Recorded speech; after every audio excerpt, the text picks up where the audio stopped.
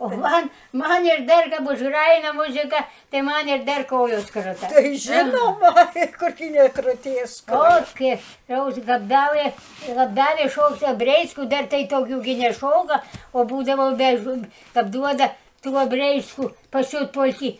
Tai dar be užsigavimų pasako, tai dar kaip kištelė kojų, tai dargi pargriūnė. O per tave peršoko ir nurai. Tai pusantros valandos vieno to šokio iš... Tai jį kab atsisuko, o tai buvo laumė. Sako, tokios akys žalios, tokia visa.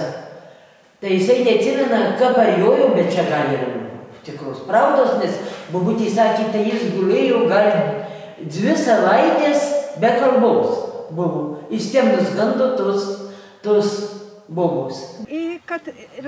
Ar tu lietuvis, ar tu lenkas, kaip tu meldiesi. Va. Ir atvažiavo, jau paskutinieji, surinkę labai daug parašų tie lenkai, grupė lenkų 5, atvažiavo pas mano anytos namus.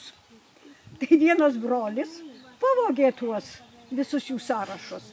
Jie šnekėjo, jie tokie humoristai buvo, tokie mokėjo, tokie subtilų juokelius, tokius subtilius, tokius keistus. Vysim šitus žmonės, va, ir jie bus piemenys ir ganysim.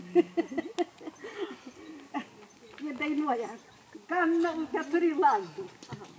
Ganau avelas, po žaliasias lankelas, tupi vilkas už tvoros, grėbs avelį už galvos. Aš to vilko nebijau, turiu šunį pilkų, su uodegu ilgu.